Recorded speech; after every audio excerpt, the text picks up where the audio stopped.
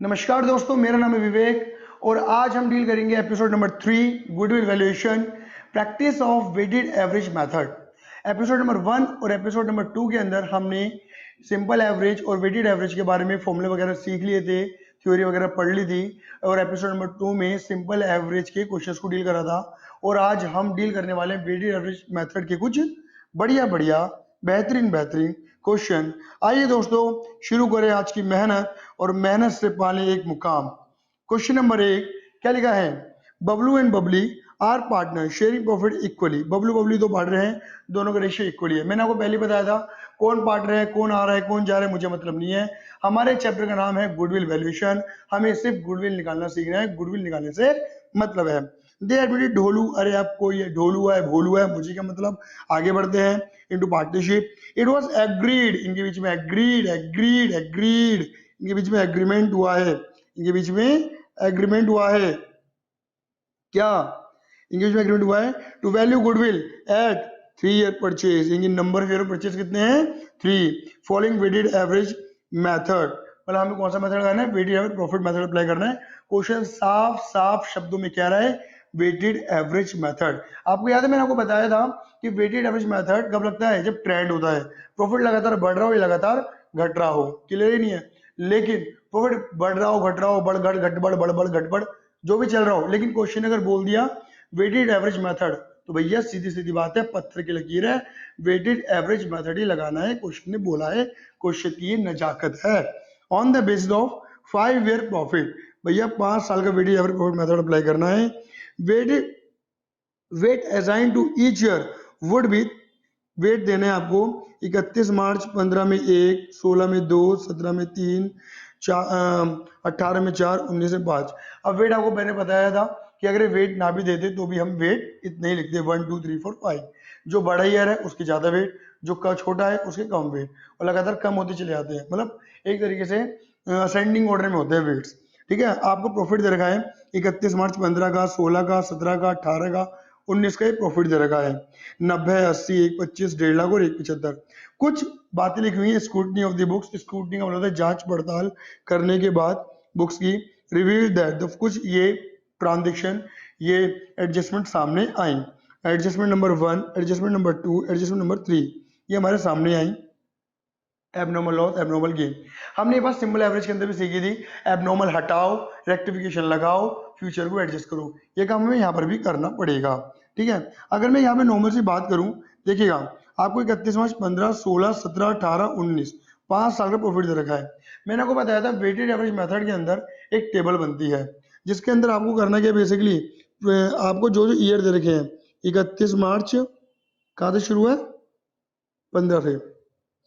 31 March 15, 31 मार्च 16, 31 March 17, 31 March 18 और 31 मार्च 19। ठीक है, अब आपको दे रखा है प्रॉफिट। देखो यहाँ पे मैंने लिखा गया है, जरा ध्यान देना, यहाँ पर मैंने लिखा हुआ है प्रॉफिट आफ्टर एडजस्टमेंट, मतलब प्रॉफिट एडजस्टमेंट करने के बाद वाला है। कहने का मतलब मेरा ये है कि एडजस्टमेंट का मतलब वही था, एबनॉर्मल हटाओ, रेक्टिफिकेशन लगाओ, फ्यूचर को एडजस्ट करो। अगर क्वेश्चन में एक भी एडजस्टमेंट नहीं होती है ना मेरे बेटा, तो मैं यहाँ पे जो प्रॉफिट लिखता है ना मेरे बेटा, यहाँ पर जो है प्रॉफिट लिखता है, जो भी प्रॉफिट आता है यहाँ पे मैं वही लिख देता जो मुझे सीधा सीधा गिवन है। कितने कितने गिवन है सीधा सीधा? 90, 80, 125, 1.5 लाख, मैं ये लिख देता। बट यहाँ पे एडजस्टमेंट है तो मुझे यहाँ पे प्रॉफिट एडजस्टमेंट करने के बाद लिखना पड़ेगा। खैर हमें मेथड लगाना है कौन सा? Weighted average method. और according to weighted average method लिखते हैं गुडविल का फॉर्मूला क्या होता है, लगाइए। गुडविल इज इक्वल टू, बोलिए, weighted weighted average weighted average profit multiply number of years of purchase, numbers of years of purchase. ये है। अब नंबर ऑफ ईयर परचेज कितने तरह के आपको? 3। ये हमारा आंसर निकल के बाहर आ जाएगा। हमें वेटेज एवरेज प्रॉफिट पता नहीं है, तो आपको पता है ना वेटेज एवरेज प्रॉफिट कैसे निकालते हैं? वेटेड एवरेज प्रॉफिट, बोलो कैसे निकालते हैं? Total total product, total product divided by total weight, total product divided by total weight. अब टोटल प्रोडक्ट टोटल वेट कितना कितना है हम ये देखना पड़ेगा। क्लियर है? देखिए टोटल प्रोडक्ट टोटल वेट निकालने के लिए हम क्या करते हैं मेरे बेटा, ये टेबल बनाते हैं। अगर आप देखोगे इस टेबल के अंदर,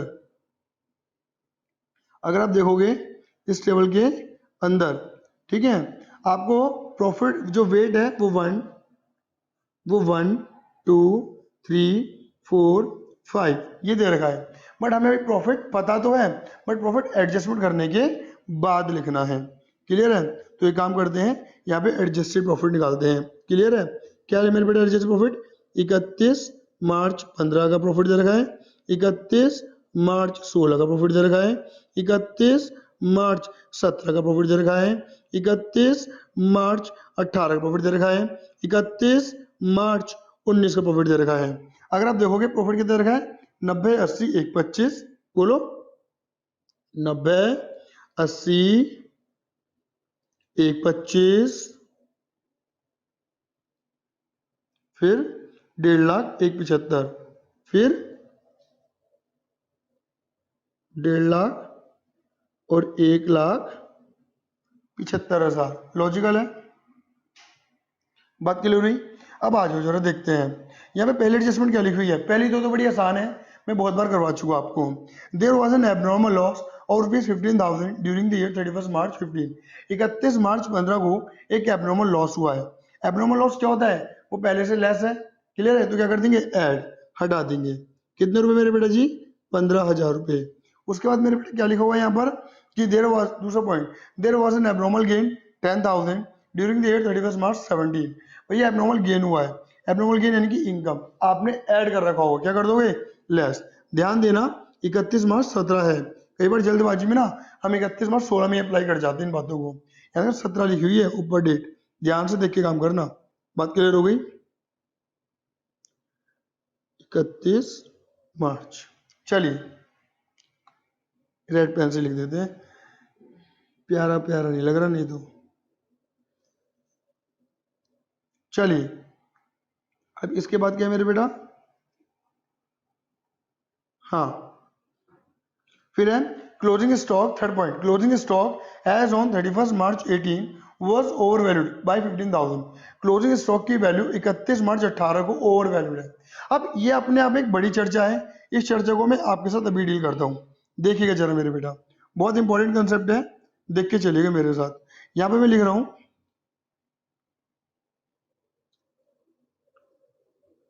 एडजस्टमेंट, आप अपने नोट्स में भी लिख लेना, adjustment of over valuation and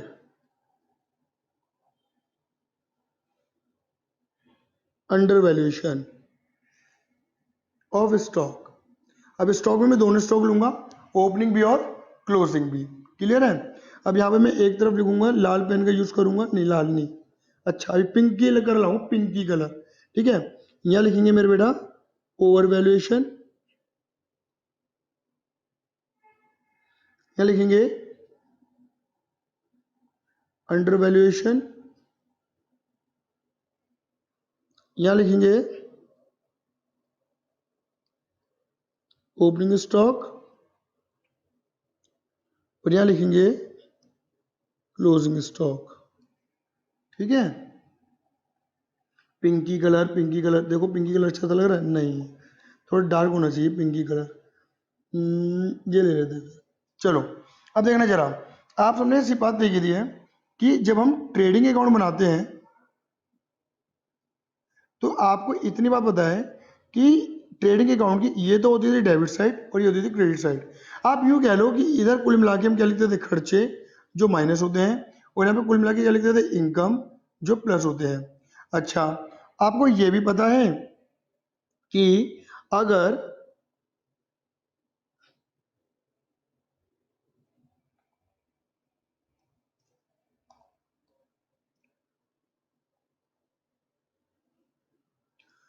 profit का और इनकम का एक रिलेशनशिप होता है, क्या, अगर यहाँ पे लिखते हैं प्रॉफिट का और इनकम का एक रिलेशनशिप होता है, क्या क्या रिलेशनशिप होता है, अगर इनकम बढ़ती है तो प्रॉफिट भी बढ़ेगा, बोलो हाँ या ना।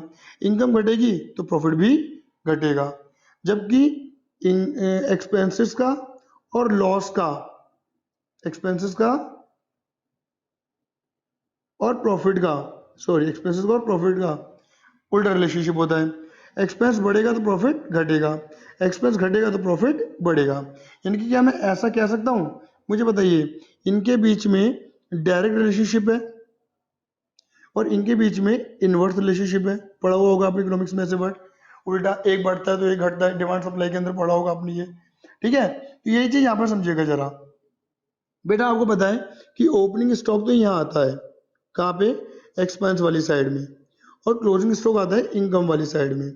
अब जरा नॉर्मल सी बात है, इतना बताना, ओवर वैल्यूएशन अंडर वैल्यूएशन का मीनिंग समझो। बेटा ओवर वैल्यूएशन, वैल्यूएशन बिना बात की ज्यादा है। अंडर वैल्यूएशन, वैल्यूएशन बिना बात की कम है। वैल्यू बिना बात की ज्यादा है, क्या कर दो, कम कर दो। वैल्यू बिना बात की कम है, ज्यादा कर दो। क्लियर ही नहीं है। ओवर ज्यादा है, कम करो।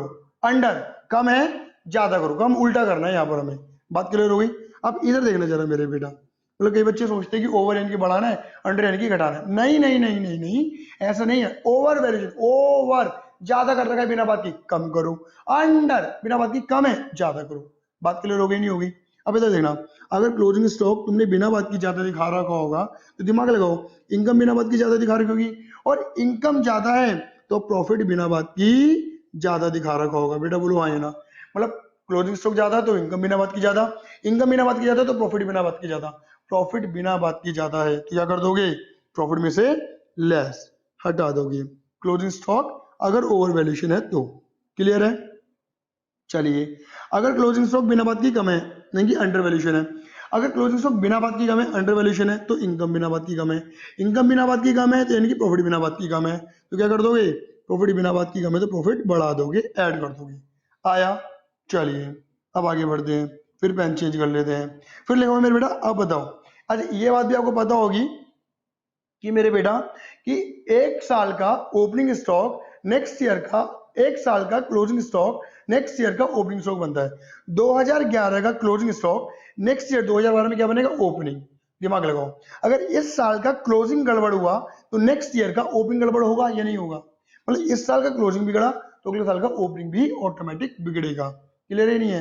तो ओपनिंग स्टॉक अगर बिना बात की ज्यादा हो गया तो बताओ एक्सपेंस बिना बात की ज्यादा हो गया, और एक्सपेंस ज्यादा हो गया तो दिमाग लगाओ क्या होगा, प्रॉफिट बिना बात की ज्यादा कम हो जाएगा।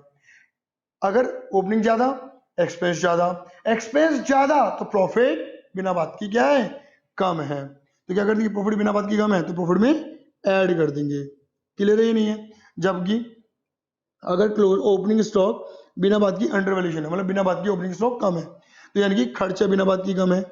ओपनिंग स्टॉक बिना बात की कम है तो खर्चा बिना बात की कम है, और खर्चा बिना बात की कम है तो यानी कि प्रॉफिट बिना बात की ज्यादा है, क्योंकि खर्चा कम है तो प्रॉफिट बढ़ेगा, तो प्रॉफिट बिना बात की ज्यादा है तो क्या कर दोगे, लेस। यानी कि अगर मैं एक बात करूं मेरे बेटा आपसे, मेरी बात को सुनना समझना चाहोगे। देखो, अगर ये लेस है तो ये ऑटोमेटिक क्या होगा, ऐड, और ये ऐड है तो ये ऑटोमेटिक क्या होगा, लेस। ये तो रटने वाली कहानी हो गई, लेकिन मैंने आपको पूरा बता दिया तरीके से। इसे नोट्स में जरूर लिख लेना जी जी मैंने बातें लिखी हैं। चलो जी आ जाओ। अभी बेटा जितनी भी बातें मैंने लिखी है ना, ये बड़ी इंपॉर्टेंट है, इन्हें जरूर अपने नोट्स में नोट कर लेना। चलिए ऊपर वाले कंसेप्ट को जैसे डील कर रहे थे उसको करते हैं। क्या लिखा था हमारे पॉइंट नंबर 3 में, closing stock as on 31 March 18 was overvalued by 15,000। Closing stock 31 March 18 का, पहली बात तो क्लियर हो गई, 31 मार्च 18 है। 31 मार्च 18 का जो क्लोजिंग स्टॉक है वो ओवर वैल्यूड है, मतलब ओवर वैल्यूड की क्लोजिंग स्टॉक बिना बात की ज्यादा दे रखा है। अब क्लोजिंग स्टॉक बिना बात की ज्यादा दे रखा है तो क्या करेंगे, दिमाग लगाओ। क्लोजिंग स्टॉक बिना बात की ज्यादा है, क्लोजिंग स्टॉक ज्यादा है तो इनकम ज्यादा है। सोचो, इनकम ज्यादा है तो प्रॉफिट बिना बात की ज्यादा है, क्या कर दोगे, माइनस। क्या कर दोगे, माइनस। कितने रुपए, 15,000 रुपए। अब इतने ही बताए, यहाँ का क्लोजिंग तो यहाँ का क्या बनेगा, अगले साल का ओपनिंग। यहाँ का क्लोजिंग ज्यादा हुआ तो यहाँ का ओपनिंग ज्यादा हो जाएगा। अब ओपनिंग ज्यादा हुआ तो खर्चे ज्यादा हुए, खर्चे ज्यादा हुए तो प्रॉफिट बिना बात की कम हुआ, तो क्या कर दोगे, प्लस कर दोगे। प्रॉफिट बिना बात की कम है, 15,000 रुपये। बात क्लियर हो गई, ठीक है। चलिए फटाफट से निकालते हैं, इसे सॉल्व करते हैं। निकालते हैं एक एक करके जल्दी से। 1,05,000 रुपये। बेटा लंबी चौड़ी कैलकुलेशन होती है, बल्कि मेरे अकॉर्डिंग तो ये कहना है कि हमारे हर जगह कैलकुलेटर अलाउड हो जाना चाहिए, स्पेशली अकाउंट्स में। तो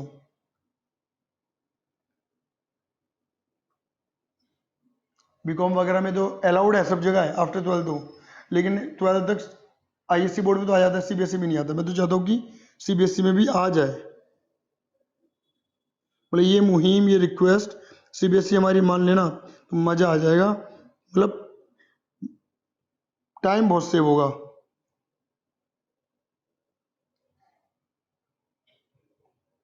लीजिए, अभी प्रॉफिट एडजस्ट करने के बाद लिख दिया।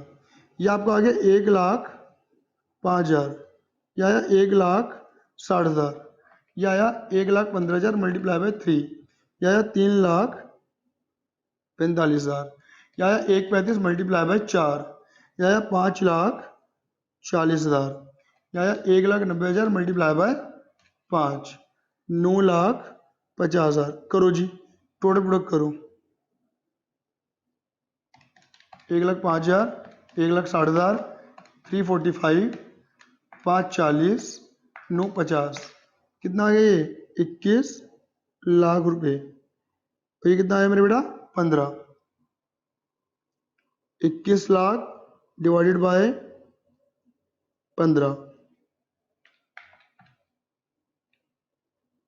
1,40। ऊपर उठा के पटक दो, वीडियो पर प्रॉफिट निकल चुका है। भगवान ने हमारी सुन ली है मुरादें, हे मैया रानी मुरादें सुन ले हमारी। 4,20 ये निकल गई हमारी गुडविल। ठीक है, चलिए इसी सिलसिले को आगे बढ़ाते हुए क्वेश्चन नंबर 2 को शुरू करते हैं। लिखा हुआ है calculate goodwill of the firm on the base of 3 year purchase. Again क्या लिखा है? 3 year purchase of the weighted average profit of the last 4 year. Weighted average profit लेना 4 साल का। प्रॉफिट दे रखा है 31 मार्च तक का 16, 17, 18 और 19।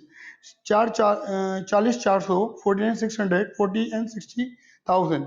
The weight assign to each year 1, 2, 3, 4। नहीं भी देते तो भी 1, 2, 3, 4 ही देते। You are provide with the following additional information on 31 March 18। मतलब ये कुल मिला के भी मैं पढ़ नहीं रहा, 1, 2, 3 ये कुछ एडजस्टमेंट है। चले अगेन वही वाली बात लिखेंगे। गुडविल इज इक्वल टू, बोलो, weighted average profit into number of years of purchase. ठीक है, और भैया आपको नंबर ऑफ ईयर परचेज कितने रखे हैं? 3 year purchase, but weighted average profit पता नहीं है। वेटेड एवरेज प्रॉफिट मैं फॉर्मूला लिख नहीं रहा, वर्बली बोल रहा हूँ, आप लेकिन लिखेंगे अपने एग्जाम में। Total product divided by total weight. उसके लिए तुम क्या बनाते हो? टेबल। 31 मार्च 16, 31 मार्च 17, 31 मार्च 18, 16, 17, 18 और 19। चलो जी, वेट 1, 2, 3, 4। प्रॉफिट में वही ले लेता लेकिन एडजस्टमेंट के बाद लूंगा। ठीक है, बोलो ठीक है। हाँ सर ठीक है। चलो क्या लिखा है मेरे बेटा? 40,400,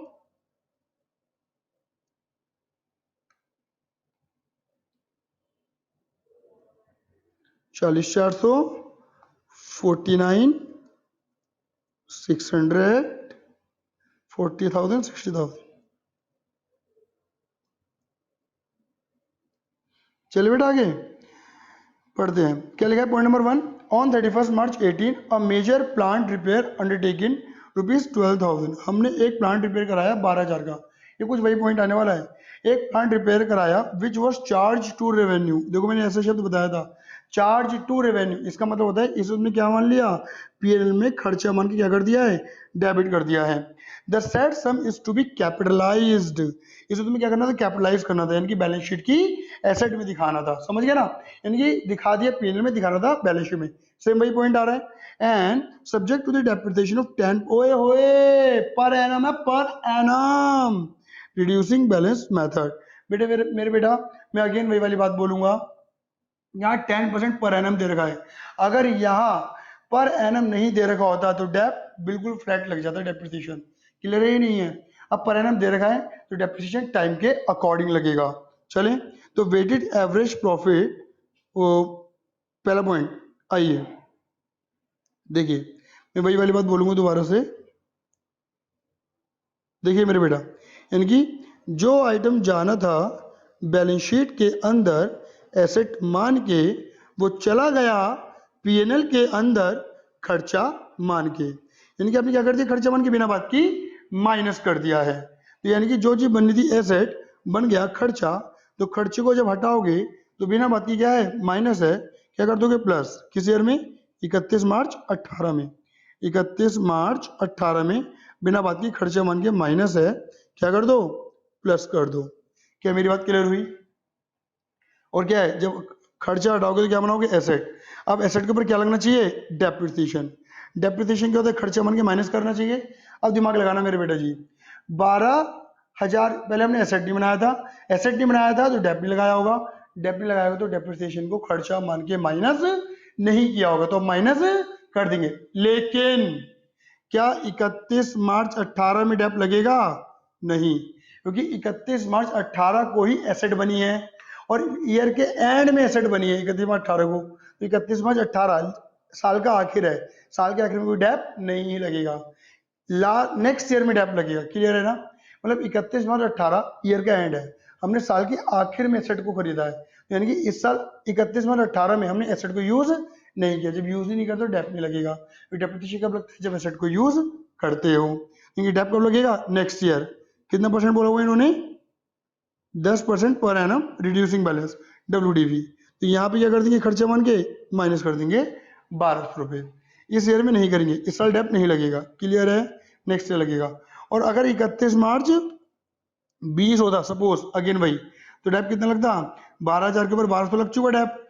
हाँ, तो क्या होता है मेरे बेटा, 12,000 माइनस 1200, 10,800 आता, इसके ऊपर 10% लगता 1,080। यहाँ अगर ये होता तो, ये है ही नहीं तो लिखो ही मत, हटो। चलो चलो चलो चलो चलो चलो चलो चलो चलो, खोलो खोलो दरवाजे, आगे बढ़ो। Point number second, the closing stock 31 March 17 का over valued, again over valued है मेरे बेटा, 31 मार्च 17 का क्लोजिंग स्टॉक ओवर है, ओवर इनकी बिना बात की, क्लोजिंग स्टॉक ज्यादा है, क्लोजिंग स्टॉक ज्यादा है, इनकम ज्यादा है, इनकम ज्यादा है, प्रॉफिट ज्यादा है, बिना बात की प्रॉफिट ज्यादा, क्या कर देंगे, माइनस 31 मार्च 17 का, ठीक है, कितने रुपए, 4800। अब यहाँ का क्लोजिंग, अगले साल का ओपनिंग, यहाँ क्या कर दोगे, प्लस, ओपनिंग ज्यादा, खर्चे ज्यादा, प्रॉफिट कम, प्रॉफिट बिना बात की कम, क्या कर दो, plus. To cover management cost और ₹9600 should be made for the purpose of goodwill valuation. Good valuation के लिए हमें मैनेजमेंट की कॉस्ट 9600 देनी है। ये क्या है, फ्यूचर में आने वाला खर्चा है, इसे एडजस्ट करो हर साल में से, क्योंकि किसी ईयर का नहीं बोला हुआ इन्होंने, मैनेजमेंट कॉस्ट पर ईयर है, तो हर साल में से माइनस कर दो। अब निकालो बेटा जल्दी से 40,400 माइनस 9,600, यह आया आपका 30,800, 49,600 माइनस 4,800 माइनस 9,600, यह आपका आया 35,200, फिर आया 40 प्लस 12 प्लस 4,800 माइनस 9,600, 47,200, फिर आया 60,000 माइनस 1,200 माइनस 9,600, यह आया 49,200। बात क्लियर हो गई? अगर आप ये देखेंगे इन चीजों को, प्रॉफिट लगातार बढ़ रहा है, क्लियर ही नहीं है, मतलब ट्रेंड है तो वेटेड तो वैसे ही अप्लाई होता है, ट्रेंड ना भी होता तो भी वेटेड लगाते, क्योंकि क्वेश्चन है वेटेड के लिए बोल दिया है, तो लगाना तो पड़ेगा, क्वेश्चन जैसा बोलेगा वैसा करना पड़ेगा। मास्टर से बड़ा कौन, क्वेश्चन।